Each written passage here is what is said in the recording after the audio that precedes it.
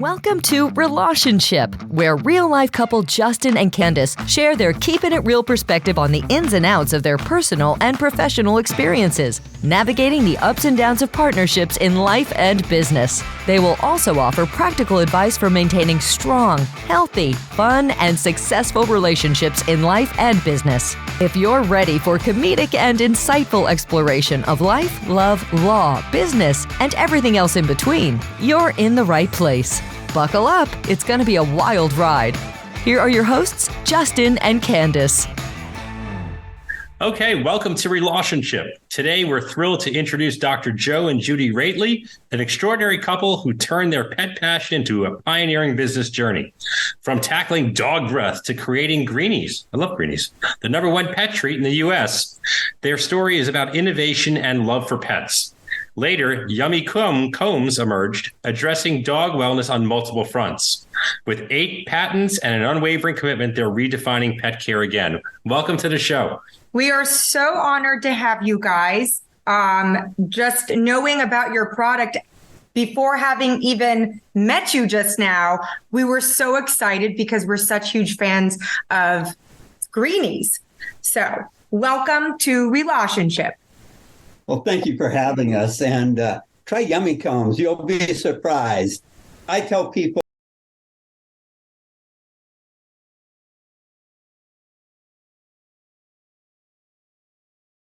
from the very, very beginning, because, before we started recording, I kind of gave you guys a little background as to why it is that we wanted to do the Relationship podcast. And, your story, like many others, is so phenomenal, especially since you happen to have a product, or I should say products, that is not only nationally, but internationally well-known and beloved by millions and millions and millions of people. So let's take a step back and go to the very, very beginning and tell us that moment, if you can remember, in 1996, when you and Judy said, okay, this is what we want to do. And how was Greenies born? We never planned to start a company. We just were trying to find something to make our dogs, our Chusamoids, have a better breath, because they were very stinky. They were not allowed in the house. They just smelled horrible. And so at that point, I kept begging Joe, because he had worked with the government in a lot of special projects with a lot of different companies using ag products to do all kind of wonderful things. What's an ag product? Agriculture. Oh, ag. Got it. I'm sorry. I should say that because the girl wrote that Joe worked for the American Dairy Association, because I didn't say agricultural economics. So here's we have different personalities, as most couples do, including in entrepreneurs. So I have more of a sanguine type personality. So the way I tell the story is, Judy chased me around the kitchen table, with a rolling pin. And after she hit me over the head about 3 or 4 times, I got enough sense beat into me to try and see if we could do something about these 2 dogs that had the horrid breath. So tell me what the process was like. I mean, how do you, coming from a background that's not really in this space, what happens next? Are you in the kitchen working with different ingredients and out comes Greenies? Well, not exactly. We had a company in Atchison, Kansas, that had a product that they didn't know what to do with. And so Joe started doing some work with that product, and he said, well, could this be used for a dog treat? And they go, why didn't we think of that? And they said, yes, and we will work with you to help you develop, because then you will use our product and help develop this dog treat. So we did. So I have a background somewhat in animal care, let's say. I grew up on a farm. We had chickens and goats and hogs and cows, and I started feeding them before I started going to school. So I did that. I earned 3 degrees from colleges of agriculture, 1 in Florida, by the way. And then I've worked in the agriculture area kind of all my life. So I've been around some of this stuff a little bit, but really on the peripheral. Never had done anything with dogs per se. And I was actually very fortunate because we go to the university, or I do, the University of Missouri dental faculty practice where the new dentists are practicing on people. And Dr. Woolsey was working on my teeth and was asking me what I did and stuff. And I told him I was trying to come up with some way to do this dog treat. And he said, well, I think I could help you. And I said, how would that be? He said, well, you can't get to it, but the dental school has a lot of research papers on ingredients that have been used in dog products. Because he said, the real protocol is it's rats or mice, then dogs, and then people is the steps they go. So he said there's a lot. So he said, I'll just get everything I can from the library. And he came back with probably 4 inches of papers. And I went through them with a highlighter, and ones that had something I liked, I highlighted, put them on one side, everything else went in the trash can. And when I was done, I went through, picked out several of them, picked out 1 or 2 things that I thought would be good, put it together, kind of like if you were making a cake. And you're just putting the dried materials in, no liquid ingredients. Stirred it up, split it up, gave it to each of the dogs, and they ate it. And so I said, how long did that process? How long were you trying different ingredients out until the final product, as we know it as the consumers, was Greenies born? Like, what was that time frame like from inception? And short. Yes. We were so fortunate, so blessed. In 10 to 15 days, we unfortunately didn't keep good records back then of how long this stuff took because, it wasn't going to be a business. It was just cleaning up the dogs. But within 15 days, we had both of the dogs probably 75% cleaned up in terms of their bad breath. Wow. And so then I had met a guy who was in the pet industry for quite a while, lives about 80 miles from us here. So we got back with him and took out what we were doing, recipe up, and he looked at it and he made strange faces and stuff. And he said, I've been in the business 30 years. I've never seen anything like this. And that's one of the good things about not being in the business. You're not buried in those tracks of years and years where you have to dig yourself out. You're just out there freewheeling, freelancing, getting things done. He said, I can do a few things to help this, but this is pretty impressive. He was a vet nutritionist. Yeah, he is a board certified veterinary nutritionist. So he knows a lot of what he's talking, a whole lot about what he's talking about. So that was basically the start of it. We then made a few things, and that was in 1996. However, it was not until 2000 that we actually sold products. So we went, close to 4 years without an income period. Wow. It was kind of trying, I can tell you from experience. Saltine crackers and water is not a very tasteful diet over time. And we didn't have a say. Yeah. We started with a blank sheet of paper. I mean, totally. You have a school teacher, homemaker, and a bureaucrat, okay, with no collateral. And you go to the bank and you ask for $250,000 in funding to start this new company. And you have a green product that people say, half of the people say, is that moldy? Or why is it green? That's right. But I want to take a step back because I want to fill in the gaps that I'm curious about. And I wonder if the audience is going to be curious about. But, when you said that neither of you went into this thinking that you were going to start a business, you were just creating something for your beloved dogs. Correct. So was it a situation where there was a point in time that you decided to, let's say, quit your job because you wanted to start a company? Because you said we didn't have an income for 3 years, but you must have made some sort of a decision. Either you had a job and you quit it because you wanted to start something, or something happened. What happened was a big deal.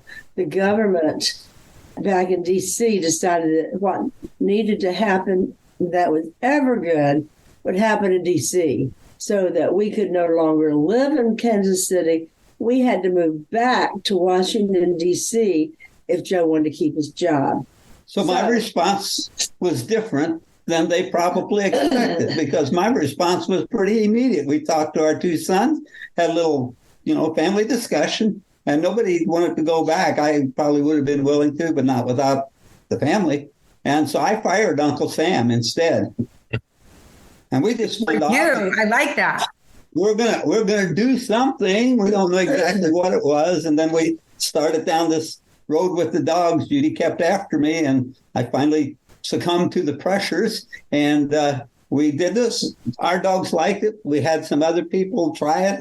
This almost like flour and sugar for baking a cake, but it wasn't those ingredients for the dogs. Other people's dogs loved it. And I scratched my head one day and I said, "You think we could make a kind of a living off of this someday? Maybe sell $1 million worth of product and support our family." That was the starting goal when we turned from helping dogs solely to, can this be a business? Well, we did not have an income, but I did believe that Joe was going to figure something out.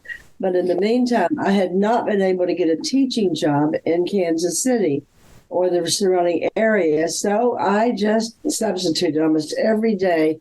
I went to substitute, and it was a big $70 a day. Oh, wow. We made it through. And by the grace of God.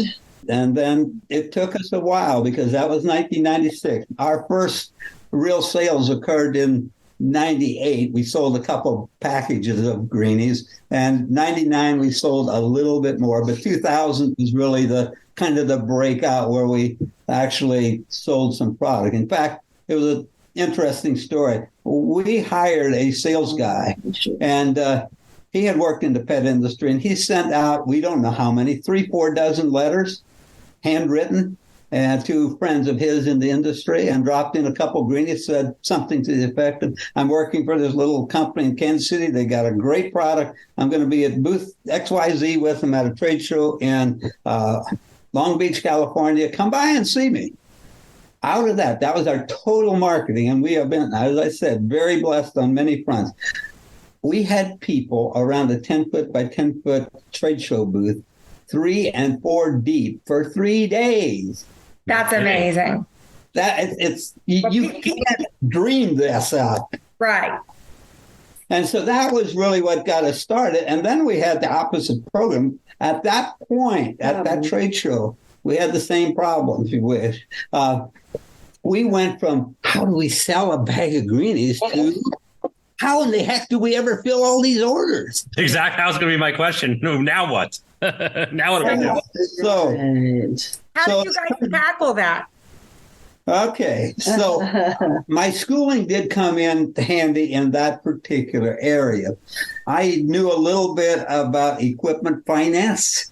Had never done it, but I knew it existed because, if you want to have a fun day, write up a resume where you're a bureaucrat and that's all you do. She's a school teacher and a homemaker. That's all she's done. And you have no business experience, sales experience, no marketing experience, no quality control, no nothing experience that's relevant to this. And go to the bank and ask them for $250,000. As Judy said hundreds of times, that was probably the best laugh the bankers have had in a long time.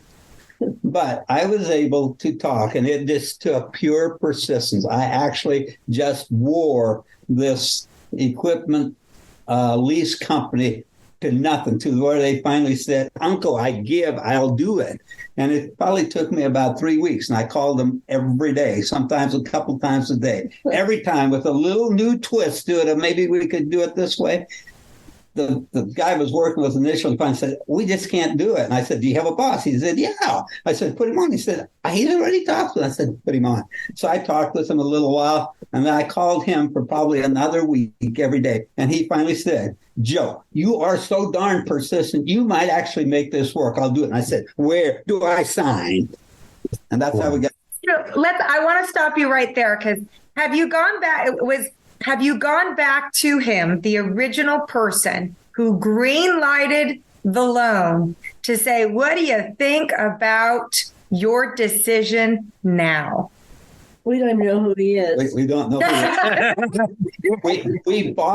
We finally, after we sold $1 million of Greenies one month, we finally got bank financing. And at that point, we bought all of these equipment leases out because it's an expensive way to get money. But when you can't get money, expense is a little less the main point. So I don't know what the guy's name was anymore. Or even what company it was. And so we had a fire and we lost most of that kind of stuff. So, yeah. So I want to go back to the struggles that you guys had in the 3 years, because as we talked again before we started the podcast, we read so many things and we always hear about the successes of, once something became successful. But I think a lot of us, especially the people out there that want to maybe start a business venture with somebody or launch a product or service, what do the struggles look like? What did your struggles look like for those 3 years? Did you figure out your roles in this entire venture as to who was going to do what? What did it look like for you, especially when you had barely had an income coming in for 3 years? Yeah. How did you not give up? Because a lot of people, I feel like out there, if they're struggling in this day and age, I mean, for like a month, everybody starts throwing in the towel and giving up and oh my God, there's no instant gratification. I can't, what am I going to do? I mean, how did you guys do that for several years? I mean, because it must have been not easy. It was not easy. And Joe is much more persistent than I am. But year after year, it got a little bit grating on us both. But Joe said, if we give up on this, if the idea is already out there, somebody with money is going to come along, pick it up, and they will make millions of dollars on our idea, and we will get no credit for it. So we just have to persist. I know we're getting short on time. Real quickly, we had one thing that really helped us a lot. We had mentors, but we had one special mentor. I call him a mental mentor. He's actually a very distant cousin of mine, but he's been referred to as likely the greatest endurance athlete ever. And so he's had humongous tasks that he's had to overcome. And I told Judy many times, if Serge can do everything that he's doing and overcoming those odds, we can do these little ones that we're encountering. Running and that kind of got us over how big our hurdle was. It's conquerable. We can handle this somehow. It's something that I think every entrepreneur ought to think about. Who's their mental mentor when tough times really strike, and they will? Who do you go to for help at that point? Not so much for the technical business side, for the philosophy, for the how do we keep going, that passion and persistence. That's a big deal, in my opinion. Well, you didn't tell what he did that made us miss. Oh, he has done many things. But at probably that time, his greatest, at that time, he was in fact running a warm-up event. This is a warm-up event for him from the southern tip of Argentina to Fairbanks, running 35 months, 14,984 miles. Wow. There are lots of encounters. There's cultural things. There's people you encounter that you didn't want to encounter. There's, climates and topographies that are just daunting. And then just doing this every day, in and out every day, it takes its toll on you. But he was always able to come. And I said, if he can do it, we can do it. And here's my thing, though.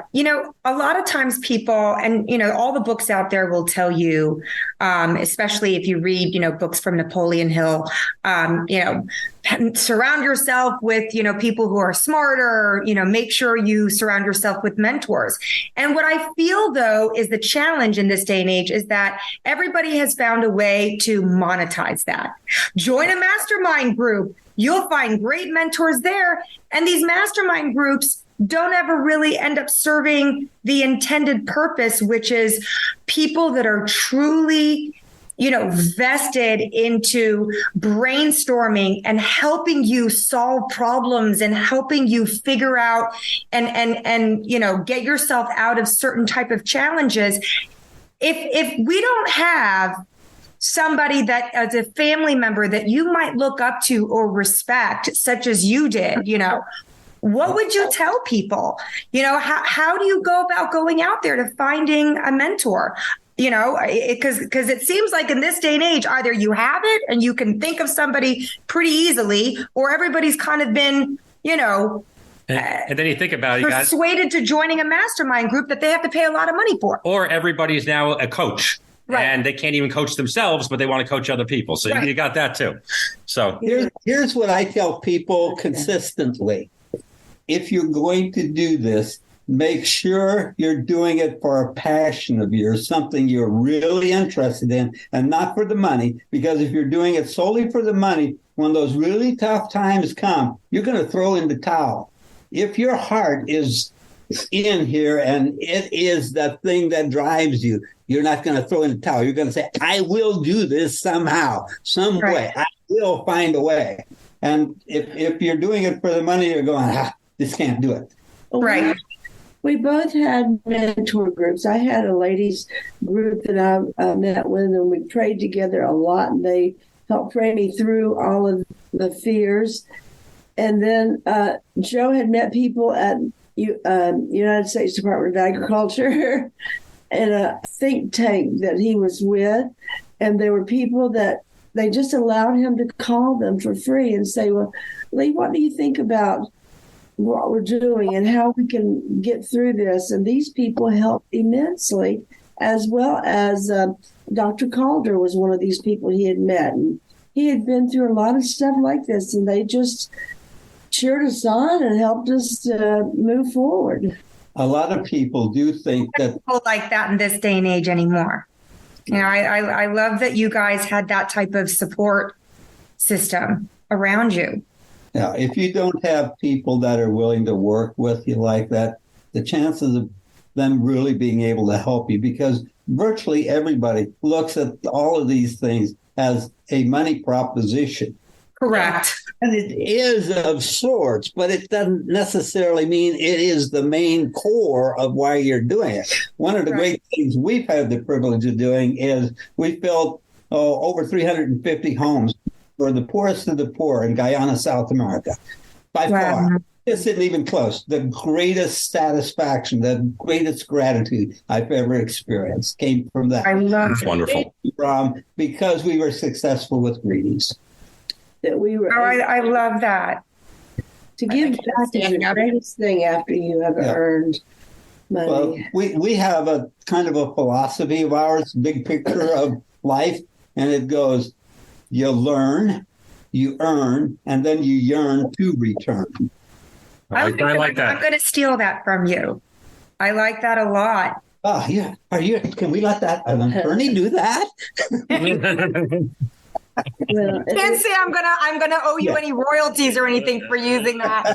No, but I would tease you about it, definitely. I want to move into almost. So we started at 1996. Yep. And now we're going to forward on to 2006 when you ultimately sold Greenies, my understanding, to the Mars Corporation, correct? That is correct. So, correct me if I'm wrong, but it seems like 10 years from inception to being purchased by the mega ship, so to speak. That's pretty impressive. And that seems like a relatively short journey compared to a lot of other companies that, whether it's a service or product or anything out there that would ultimately get purchased. I mean, that seems like a shorter journey than a lot. Tell me what that moment was like, and how did that actually come about? Because that's 10 years. We understand the first 3 years of your struggles. Tell us, fill in the rest of that gap from that 3-year moment of struggle to, I guess the 7 years after that, before Greenies was ultimately purchased by Mars. We believe that we had the right people, the right product, and we're at the right time. And we don't know if it ever can be replicated by anybody again, because the people we hired had the cultural and moral philosophies that we held. A lot of them came from our church. And they wanted to see us all succeed because they began to realize that if they helped us succeed, that they would have success and it would be a lot of financial which happened. And then Mars got on a little buying spree and started buying all these companies. And we were number one. Greenies was number one in America, but we were not. Sorry, the phone's ringing. The dog thinks he has to bark. But shh, it's okay. Hey, it's okay. So we have a dog here too. No worries. We have a Shih Tzu. I'm sorry, that phone keeps ringing. Okay. So he, let me try to think where I was with it. Oh, Greenies was number one, and we were very happy to be number one. And it was number one in the pet. I have to get these on there. Hold on. The pet food industry, but we were not in the pet. We were in treats. And so Mars thought, well, oh my goodness, how sweet. See, I bought my wife a Bentley. I got the dog. And Mars began to realize that if they wanted to have that brand, because that's all they really cared about, they would do whatever they wanted once they got it. They wanted the brand because Greenies could not be beat in the marketplace here in the U.S. So they bought us, and we got to do a lot of other things. And they are making big bucks with Greenies today, and we're glad for them. We have nothing to do with them. We have nothing. Just are glad that they have a good treat. But we believe we have the best treat now with the honeycombs. Well, I basically did take what we learned at Greenies. It didn't get implemented because we grew at a rate of 70% for 5 years. Oh, by the way, that was per quarter. Wow. Yeah, it was. And so it's amazing. You can't have this dream and write it down. You not be creative enough to do it. It was absolutely out of this world, so to speak. The employees enjoyed coming to work so much. They loved creating whatever. What else can we do? And what new programs can we put out to make it really shine for Christmas or for the spring or for summer? And they were not ready to sell. They had no idea we were going to sell what we did. And they were rather sad that we were gone because we have a different culture than Mars. So it was different. We had about, 95 employees when we sold. And we had company meetings every once in a while. And the morning we announced that we put Mars candy bars on every seat in the room. And nobody, other than the core half a dozen or so people that were involved in it, had any idea. Oh, goody candy today, they thought. Yeah. But wow. So that's how you told everybody that Mars was going to be purchasing Greenies. Yeah, and the Mars group was there, and the Mars group that was going to take over came in.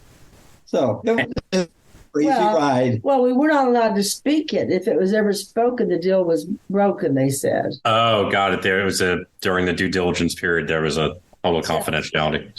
Yeah. Right. Were you guys in the boardroom alone with them, or did you have your team, with you, your lawyers and all that kind of stuff? Joe and the attorney and the CFO.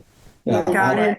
We spent from a Saturday morning to a Thursday morning about 3:45 a.m. We signed the papers. Now, this was two private companies, so you didn't have as much government kinds of rules and regulations that you have to do, and we were able to sail through that pretty fast. But it was very taxing because you're fighting for your people and your employees, and they're fighting for their people and their employees. You know that as attorneys, so that's right. How negotiations go. And if one side thinks it was a perfect negotiation, they probably took advantage of somebody.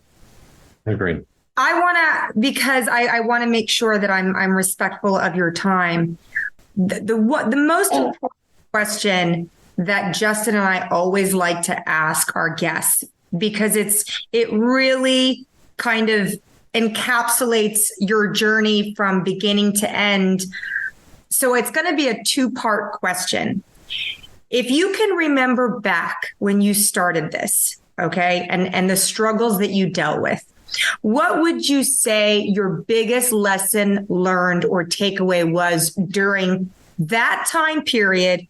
And then now, as we fast forward to the remarkable success that you guys have had, not only when you owned Greenies, but then ultimately once you sold Greenies to the Mars Corporation, what would you say as you look back and as you sit here today, what your biggest life or business lesson takeaway would be? They might be the same from beginning and now, or they might be different, but what would you say was what you gleaned back then? And then what would be the biggest life lesson and takeaway business wise or life? Some people have the same answer for both. Don't believe everybody, even if they're experts. I probably had, I would say, 36 injection molding people. Most of the plastic parts you see around your office and things are actually made by injection molding or some molding product like that. They told me because this material we were using for the dogs didn't melt. Plastic melts, and that's how they get it to flow through these machines. So these machines are not built for a product that they sell it. And I probably had 36 at least people that were seasoned in the business say, Joe, you might someday get a product that, but you'll never get this to work commercially. And I was just persistent enough, passionate enough, and stubborn enough not to take their word. And I said, we are going to do this.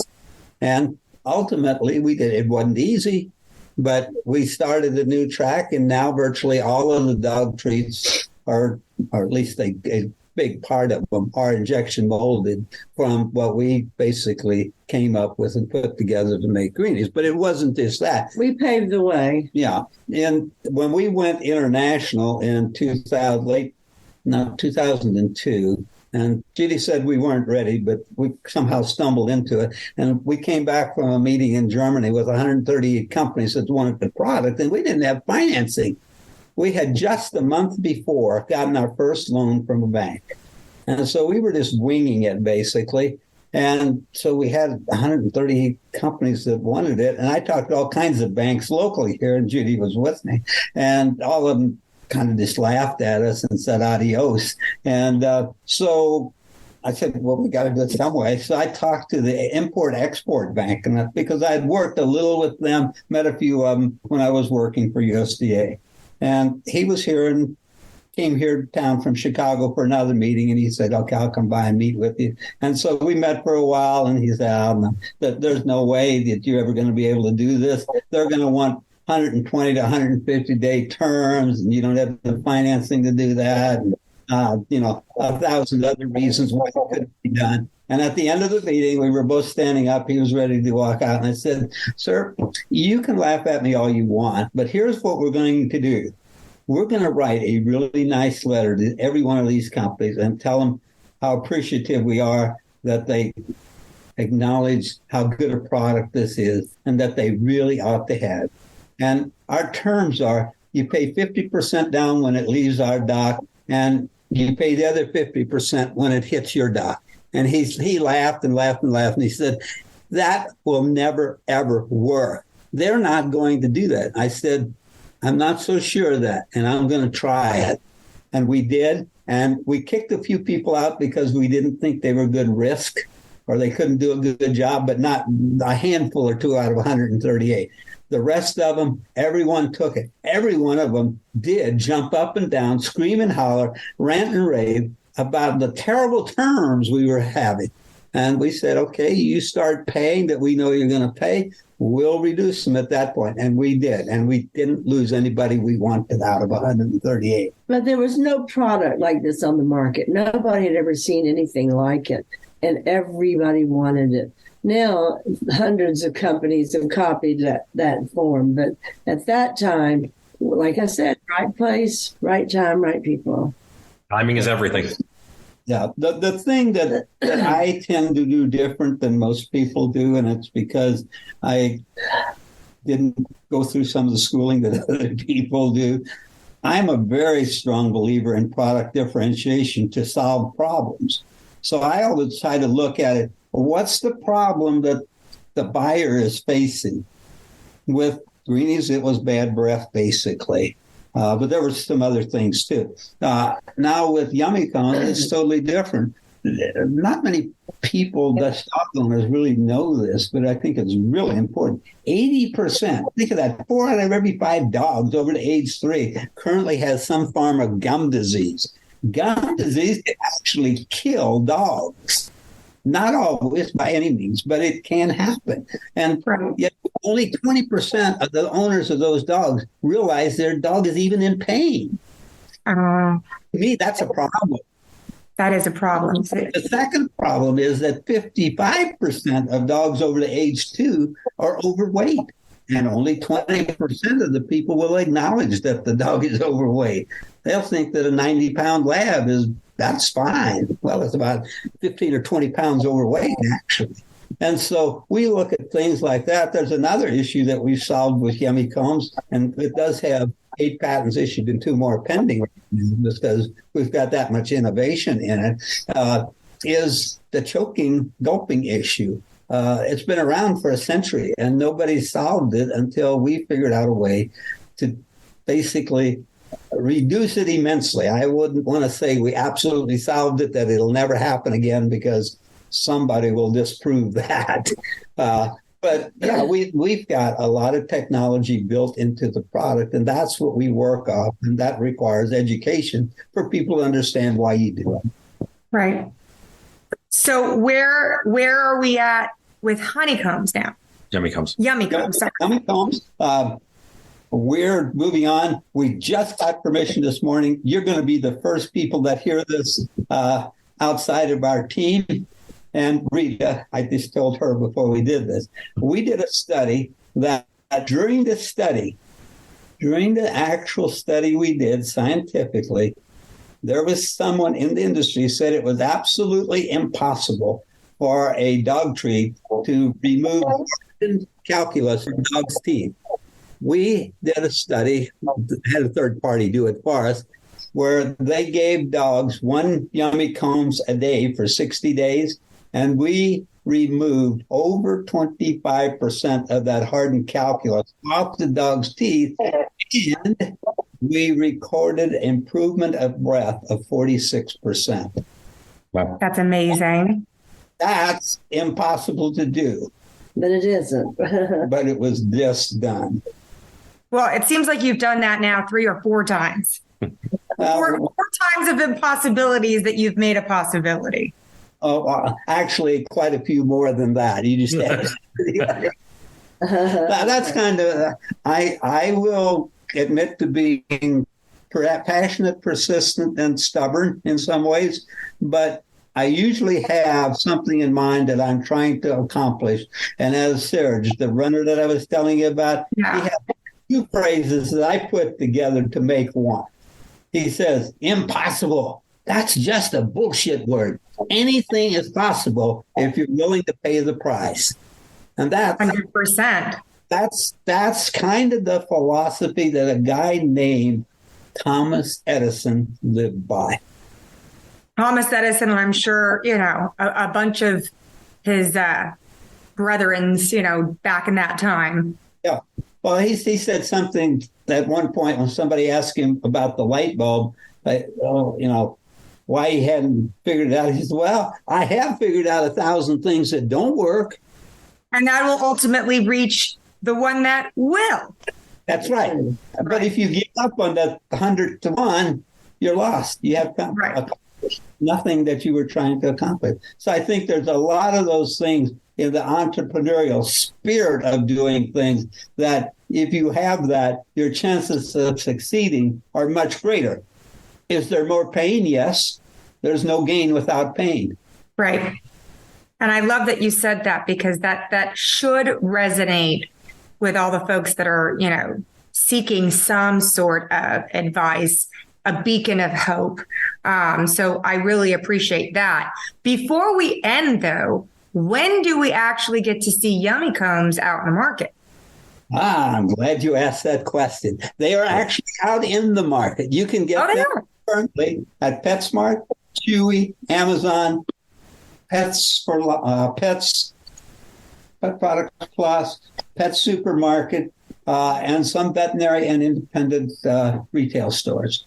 They are available. They are available in 5 sizes. That's part of our patented piece because we're using it for several things. We use it for choking because a board-certified veterinary dentist, that's kind of a mentor of ours now, was kind enough to measure dogs' throat openings, how wide they were for us, and then gave us the weights of the dogs. So we divided dogs up into 5 weight categories and then built the Yummy Combs wider than the throat opening for that weight category of dogs. We also use that to meter ingredients to dogs, so we don't give dogs too much of something or not enough of something. And Yummy Combs are a very, very different shape than anything. I don't know if you've seen one or not, but here's how I describe them. And you got to use your imagination with this. This is totally theoretical on my part, but it's kind of how the idea came to me. It's a hybrid between a hexagonal hockey puck and the interior of a bee's nest. Okay. Hexagonal cells in a bee's nest. Yes, yes. It's hexagonal, but the top side and bottom side are all interior bee's nests. And what that allows us to do is when the dog bites down, upper and lower teeth fall in these little cells that are like the bee's nest. They're hexagonal, and it's in there that the tooth will fit into it. The grooves between the teeth. And that's how it's scrape the calcium. Yeah, so we're the first treat that has ever been able to floss 360 degrees around a dog's teeth. And then with those sides, we've got up to 256 surfaces to scrub the sides of the teeth. And that's how we earned the Veterinary Oral Health Council seal of acceptance for tartar, which is the highest honor. Highest accreditation that you could get. And are there different flavors? Yeah. And so that works with that. And then on the safety side of it, what we did, I was talking about a little bit, if they're built bigger so the dog can't just gulp it and get it stuck in its throat. But that the dog can't chunk a piece off and it still get lodged in their throat. But we did 3 things to cover that. First, our biochemists came up with a great idea, and we call it Slickum. And when this stuff, we put it in the product when we make it. But when water or saliva touches it, it starts making that product very, very slippery. And it's like you lubricate the dog's throat with it. So when a dog coughs, has something in its throat and coughs, it can expel it out much more easily. Or it can slip down to the stomach, and the juices of the stomach will also dissolve it. And then he also came up with an ingredient that makes it much, much more dissolvable than a product normally will. And then because of this interior of the bee's nest concept, the walls are very, very thin on Yummy Combs. And so it can dissolve very fast. It's like taking a thin sheet of ice and putting in water, and it's gone almost instantaneously, versus you put a block of ice in there, it's going to be there for a long time. Same concept that we're after there. And all those things get built in, and then we've got as good a nutrition as some of the best dog foods are. And we purposely went that way to do it because one of the things we want to do is address this whole issue of 55% of the dogs being overweight. Right. I want a dog to live a long, long time. Right. Because they're not just dogs. They're our family. Sure. Yeah. Well, if you will send us your mailing address, we will send a package to you with the weight. Oh, thank you. Yeah, certainly. Love. Thank you so much. It's when you get into this stuff, I get very fascinated. I'm obviously animated, but if you're ever not animated, you're just really passionate, and you're a problem solver. It takes one to know one, and I have to tell you, you touched on a lot of things that I know to be true because I am I'm obsessive about the practice of law. I can't say that Justin is as obsessive as I am. He's more of the rainmaker. I'm just the mad scientist that my mind won't stop. And I love I'm so obsessive over it that people think I'm crazy. And so I always tell people, I might be crazy, but it just might be crazy that you might need. So I love that, because you didn't just innovate and solve a problem. You anticipated other things that the consumer might be worried about. Whereas most people that create something just to create something, and I really talk about the corporations that really just commercialize everything, and they so quickly think of a product, but they don't really care to go the 5 steps forward. They just want to check the box and go through the motions and put something out there and start making money. But I love having spoken to you guys, because you really are the essence, I think, of what the American dream and what it really, really takes to be successful. I mean, you really touched on a lot of the characteristics that I think people need to know. And it's nothing that you can read from a book. The books will tell you got to just be positive, and it's like, come on already. Let's really get down to the nitty-gritty of what's really important. You mentioned crazy, and I get called that quite a bit, and I take it as a high honor. I love it. So yeah, she loves it. Call me crazy all day long. I don't care. I do not take it as an insult at all. The more crazy comments I get, I know I'm onto something. Yep. Right? So if you're ever in Kansas City area, certainly contact us and stop by. We're about miles from downtown in our offices, so. We definitely will. And likewise, if you're down in the Miami area, we'd love to host it, love to meet you in person, because I could carry on with this conversation for another 7 hours, to be quite honest. You'd have someone that would hang with you. Well, I love it. And it was, again, such a privilege and an honor to have met you guys. Thank you both. Thank you so much for your time. And thank you for being our guests on Relationship. I appreciate you. That's a wrap for this week's episode. Don't miss next week's episode for more relatable, real, and practical insights from Relationship, packed with even more candid conversations. So make sure to subscribe, tune in, and keep your wine glass full. And if you want to share your own experience or ask a question, follow us on social media and feel free to reach out. Go to CernitzLaw.com, call 888-68-DAMAGE, or email us at cshanbron@CernitzLaw.com or jcernitz@CernitzLaw.com.